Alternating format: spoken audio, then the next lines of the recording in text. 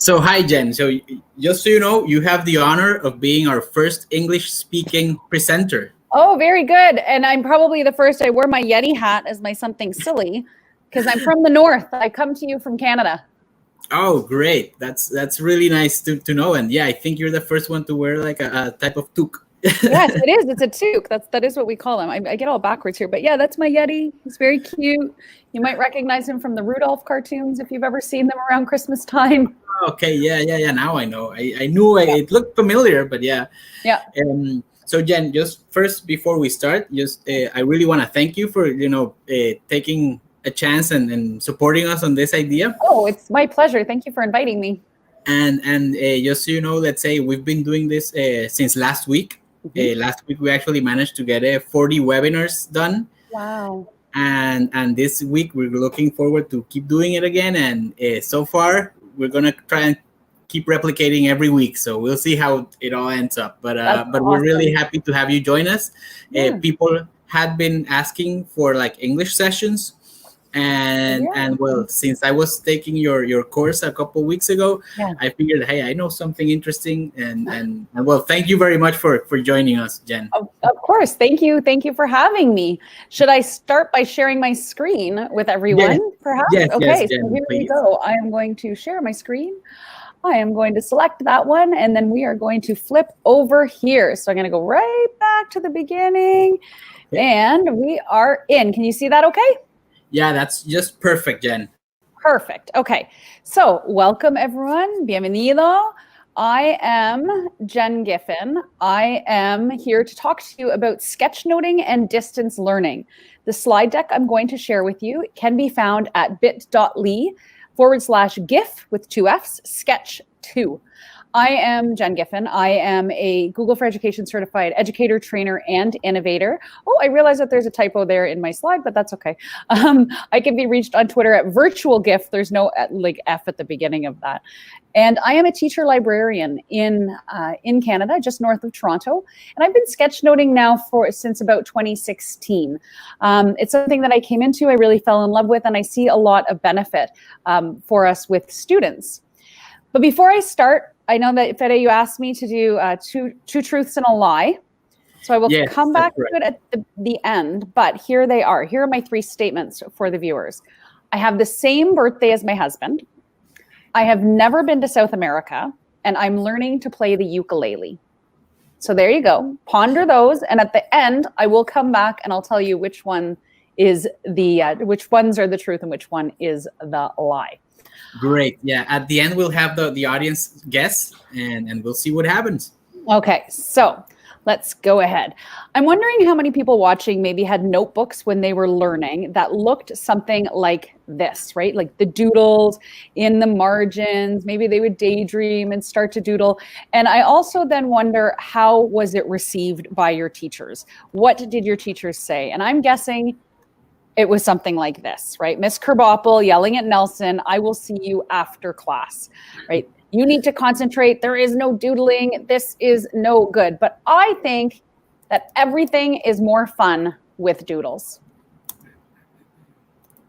See, like that snowball is so much more fun when you doodle on him, when he like attacks that little child. It's so funny to me. Doodling is so great.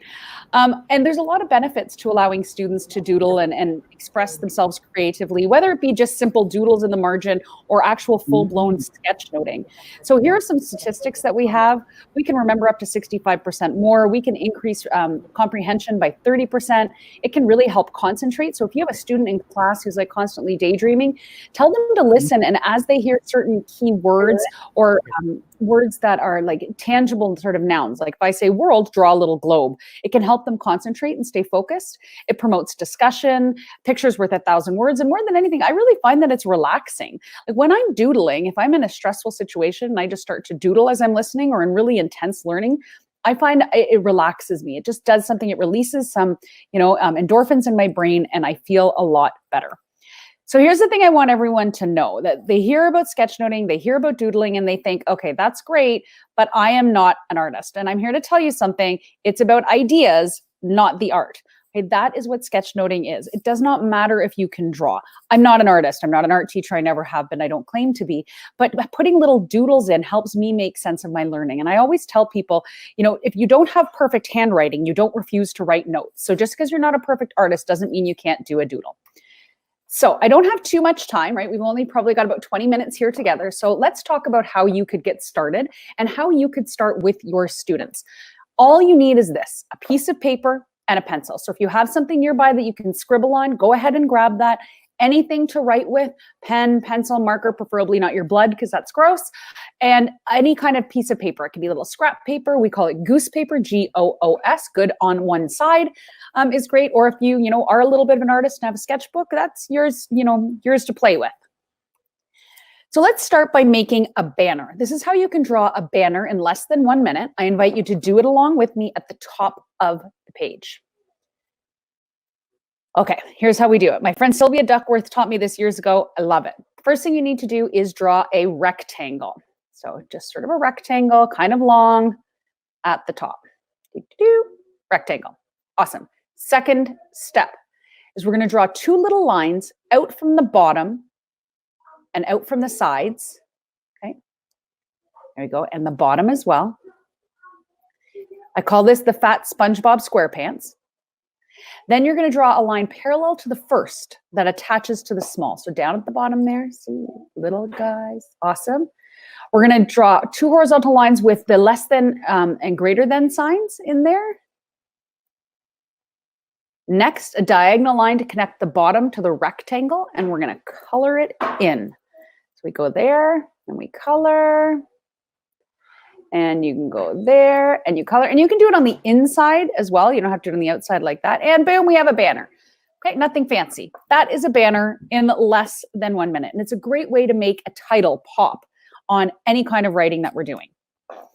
Okay, the next thing in your banner, let's write I can sketch note. Now, if you don't want to write it normally, if you don't like your handwriting, here's my biggest tip to you to make your handwriting look more like a fancy font.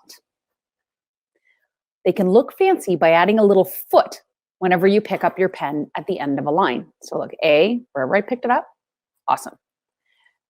And a little A B, and a little B with those lines. And it just looks a little bit fancier. Sometimes instead of the feet, like I call them, I'll do little dots. Really easy fonts that you can get going with, right? So instead of the lines, I just make a little dot. I make a little dot. If you're really fancy, you can turn them into hearts or other shapes, squares. Okay, so on your banner, I want you to take a minute and write I can sketch note and either put those dots or put the lines as you go. I'm going to be quiet like a minute while you do that. I can sketch note.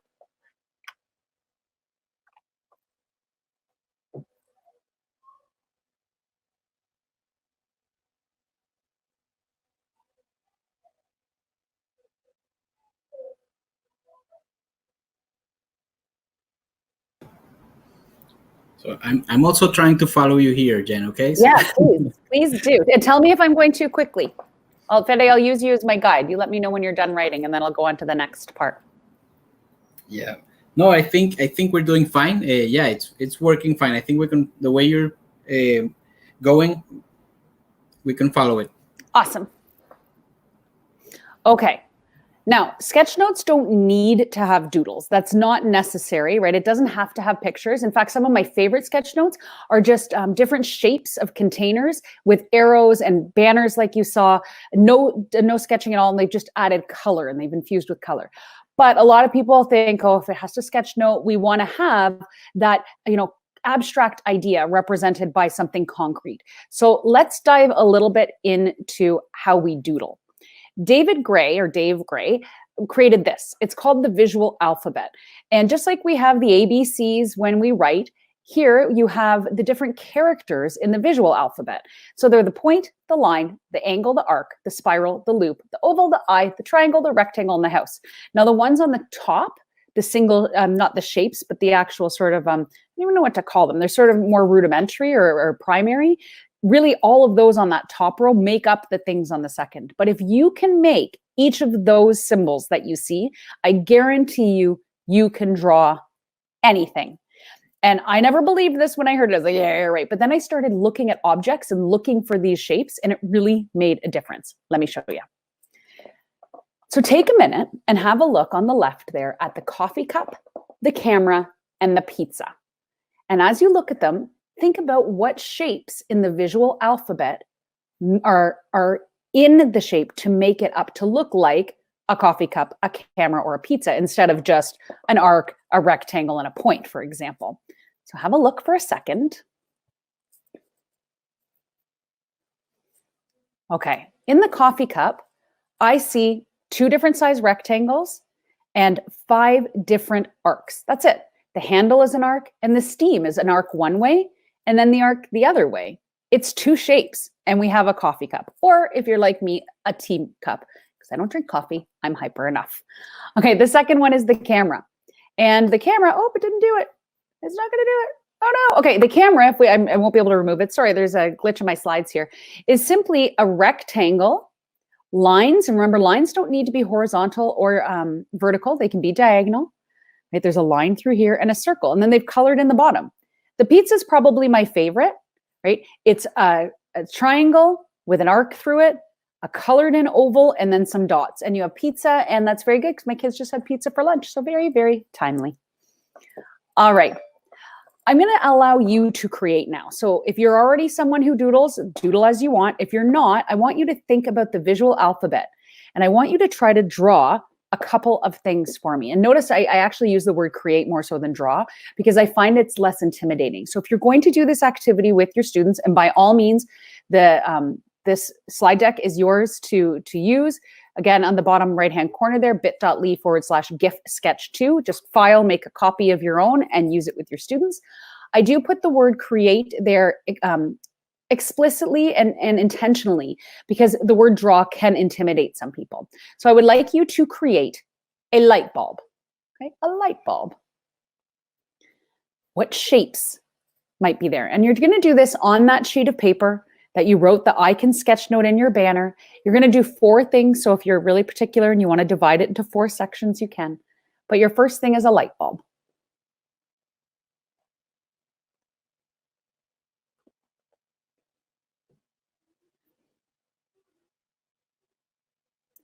One rule of thumb I like to tell people is your sketches shouldn't take any longer than about 20 or 30 seconds to do. Any more than that, it's turning into art, right? It's a fine line between them. And the more you draw them, the more you build that visual dictionary, which is exactly what we're doing here, the faster they'll come.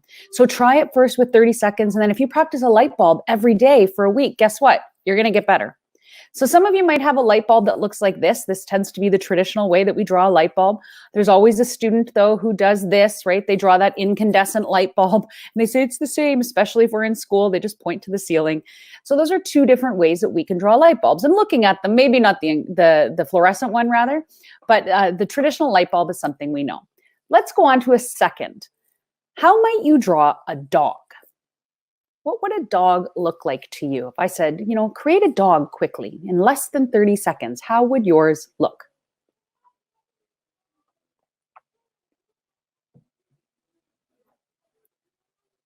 Is it a big dog or is it a small dog? Is it a fluffy dog or is it a short-haired dog?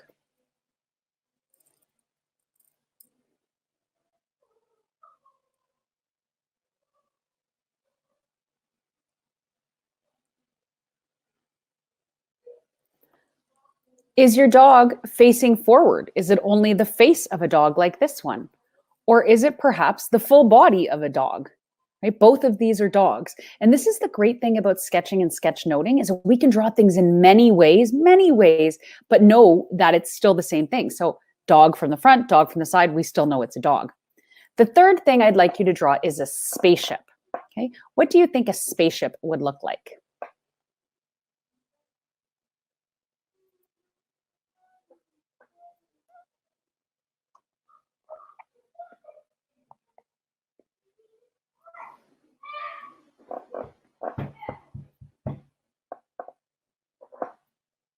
All right, does your spaceship look something like this, right? Like a rocket? Notice that I drew the American flag there, not the Canadian, because I find it so much easier to draw. Maple leafs are really hard to draw. Or did your spaceship maybe look like this? It's a UFO. They're both spaceships. They both go into space. It just sort of depends what planet you're from on what you're going to draw. That's what I tell the students. So there's different ways to interpret different things, which leads us to the last thing I want you to create, because it's very rare that they're going to ask you to draw a light bulb or a dog or a spaceship.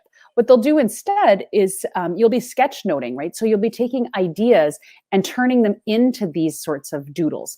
So it might be that you're looking for a doodle that means an idea, and that could be the light bulb. A best friend or a companion could be the dog.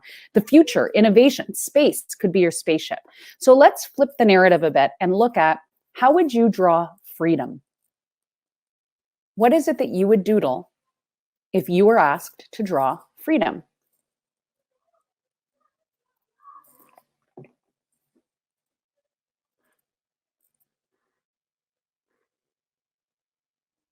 I find this exercise really fun to do with all ages. I've done it with students as young as probably 8, and with adults as old as probably close to retirement, in their 60s for sure.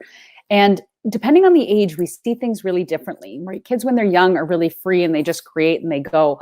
But as we get older, we're a bit more reticent. I also find that freedom for students often looks like maybe handcuffs that are open. I once had closed handcuffs, and I asked the student about it. I said, well, isn't that the opposite? He goes, there's no one in them. And I said, okay, yeah, that's true. Jail doors opening, caged bird cages with the door open. 9 times out of 10, I find that there's like a third of our teachers who draw a beach with like a really, let's just say, decorated drink or spicy beverage, if you will. For me, I draw Canada, right? I draw the Canadian flag because my country represents freedom to me. Now, I want you to sit back. I want you to look at what you doodled, and I want you to see you have a banner. You have a fun font. You have 4 different icons or 4 different doodles under there. Guess what? You can sketch note, right? You did it. That's all you need to do. So how would you apply this in class? If you went through this with students, you could very easily then assign them a short writing task or a short film to watch or a video, and say, as you watch, I want you not only to take notes in writing, but I want you to include 2 or 3 doodles. I want you to have a banner for anything that's important. And it could be a banner. It could just be a simple little box to let things stand out. Use different colors. Ask them to just use 1 or 2 accent colors. And that there is sketchnoting at its really primary functions. If you're looking for more, my good friend Sylvia Duckworth, who you might know because she's, as I call her, the queen of sketchnoting. She's literally written the book on sketchnoting. She has one book that's phenomenal called A Guide to Sketchnoting for Teachers and Students. It's great. She and I presented at ISTE, an international conference last year. It was in Philadelphia. And this was our slide deck. We just went through on how to create 100 essential sketchnoting icons, things that we use a lot in our everyday sketchnoting when we are sketchnoting. So you can have a look at that. If you click it, it'll take you to the link.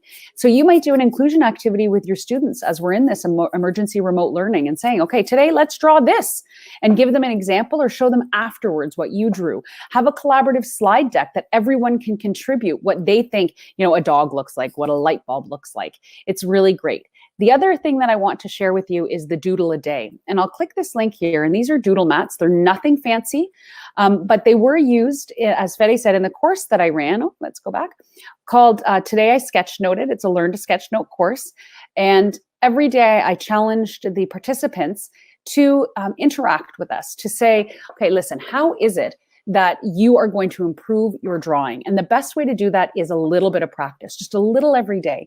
And I encourage them to print out these mats or to copy them into a program if they were doing it electronically. And on each day, every day of the week, to draw that thing. So for tree, for example, it could be 1 tree or it could be an entire forest of trees. But you'll notice I have 4 mats here. And you are more than welcome to take these and use them with your students. So at the beginning of the week, say, here you go. Here's what I want you to draw. And after doing this for a few weeks and students build that visual dictionary, they'll have more confidence to actually engage in that sketchnoting that we might want them to do for all the reasons that we mentioned at the beginning. So that's it for me. I'm back to my 2 truths and a lie with 4 minutes to spare. So Fede, if you want to jump in, I can share with you what I've done and then maybe field any questions that came up. Yes, sure, Jen. Before we go through your truths and your lies and everything, just so you know that there's some students of yours who are here right now. Katia Sanchez Alvarez. Oh, hello. She mentions she's also a student of yours. Yes, that's great. I tried to doodle as you were going, as I told you, and I'll share my doodle here. Okay, let's see it. Hold on, I'm gonna flip back over so I can actually see you. Oh, there we go. This is the screen and the screen here. Yeah, you can sketch note. Yeah, and I love that you put the hashtag. Yeah, that's another thing I tell students to do all the time, right? Make sure you put your name on it. It's your creation, art or not. So make sure you put your name on it, because you'd be surprised when you do these, no matter if you're phenomenal at them or just starting out, how many people want to take a picture because you've captured their learning in a way that's succinct. I post mine on Twitter all the time, and I really credit a lot of the professional learning network I built on Twitter to me initially sharing a lot of sketch notes. It draws people in. There's just something really fabulous about seeing creation, right? And being creators ourselves. Yeah. Also, when you mentioned and when you asked if we remembered, those notebooks from school. Yeah. So there were some mentions about, a lot of people remember that. And funny here that they actually mentioned a Trapper Keeper, which I think we all grew up with in some way. Yeah. People have found it very interesting to use in their classes. Yeah. Jimena Diaz, she mentioned that this will help her. This suits her art class very well. Awesome. So I'm sure she will probably be using them soon. Good. And in general, people now are starting to wonder, what are your truths? What are your lies? Jimena, again, she mentions probably the lie is that you're learning to play the ukulele. No, in fact, I am indeed learning to play. Let's see if I can. The ukulele. I'm not any good yet, but I'm trying. I am. So no, not that one. Oh, that's great. Okay, before we reveal the rest, Liliana, she's asking, in your opinion, what is the best app to create sketch notes?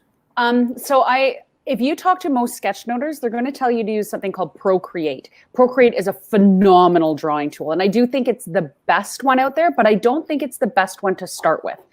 I really like Taiyasui Sketches, Tayaasui. And it's a sketchnoting tool that, first of all, it's free at the basic level. Procreate is a paid app right from the very beginning. There's no free version. Taiyasui also partnered with Apple, and they have one called Taiyasui Schools.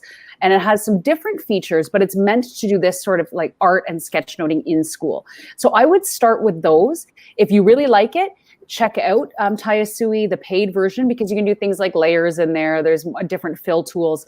But I think you need to start with something pretty basic, and that's why I would go with Taiyasui. If it's something you fall in love with and you're really artistic, maybe check out Procreate.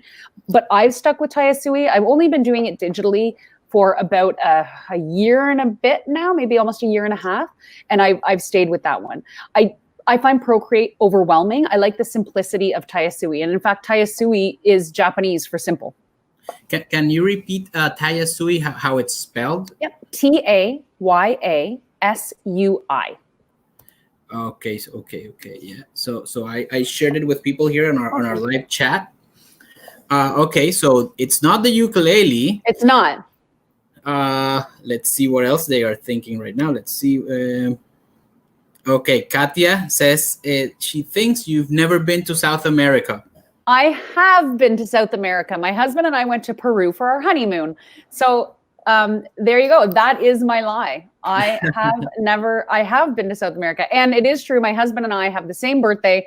I am 2 hours and 10 minutes older than him. We have 3 children, and 2 of them are twins. So we have a family of 5, but we only celebrate 3 days of birthdays in a year. Oh, you optimized there, right? Yes, we really did. It's like minimize the number of parties we have to have, maximize the number of people celebrating them. Okay, no, that's great, Jen. In general, people are really happy with what they learned from you today. Excellent. And I think it's interesting that we all notice that yes, we can sketch note. We really can, right? It's a thing. We're all capable of doing this. It's just starting out. At the beginning, you're not going to have the confidence necessarily that you hope to have, but the more you do it, the better you become, and the more confidence you'll have. And same with your students. When I do this activity with students, I tell them, for some of you, you're gonna be like, yeah, I always do it this way. What's the big deal? For some of you, you're like, this does not work for me. But I find that every time I've done it, be it with classes that I've taught or gone in and been a guest in other classes, there's always been 3 or 4. So that in my experience is about 10% of students. And the teachers of those students come back and say, there's 3 or 4 kids in this class. This has completely changed the way that they can learn. And if we can do that for 10% of our students, I think that is a really powerful number. I think that's really good impact for changing how they can do things, right, and learn. Yeah, I think you're right about that. It's interesting how a lot of people, we all scribbled in some way. We just maybe don't have the confidence, and I think it's great. It's very empowering when I notice, like, hey, you know what? I can actually do this, or I get really good feedback from this. And the other thing that I've also noticed is with students, they tend to be very creative, and I think sometimes just looking at the things they come up with, it really amazes you. Absolutely. A picture's worth 1,000 words. And we have a lot of students. I feel like once we get to the grade, like sort of around 10 years old, right? There's something happens in all of our education systems that we don't value the doodle as much as we do the words. And so we don't hone the skill, but there's a lot that can be said in creation.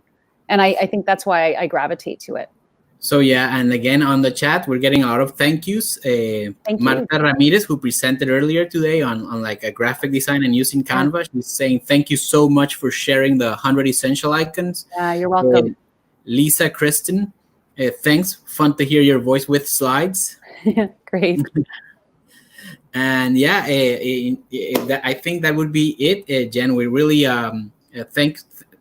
we really appreciate your visit here today. It's my pleasure. I don't know. We'll keep going for a couple of days, so maybe we'll have you back at some point. Yeah, by all means. I've been tuning in. I've been practicing my Spanish, and I've been listening and learning some really great stuff. I totally forgot about the emoji scavenger hunter that we just saw. I used to do that, and I'm going to do it with my kids this afternoon for some physical activity. So everyone, be well. Thank you all for sharing. Thank you for continuing to better yourself as educators. We are in this together, and I wish you all the best. Okay, thank you again, Jen, and we'll keep in touch. Have a good one. I'll invite our next guest. Awesome. And yeah, Jen, this is Camilo from Bogota. Hola, Camilo. Hi. Hola, Fer. Okay. Hola. Okay, Jen. So thank you very much, and we'll let you know where people go. If you want to follow our hashtag, maybe you'll see what people were sketchnoting. We asked them to share their sketchnotes. I'm going to jump on right now. Awesome. Okay, great. Thank you. Take care. Bye. Bye. Hola, Camilo, ¿cómo estás? Hola, Fede. ¿Bien? ¿Me escuchan bien? Sí, te oímos muy bien, perfectamente. Si quieres, espérame, voy a poner el videoclip un momento y ahorita ya continuamos. Dale.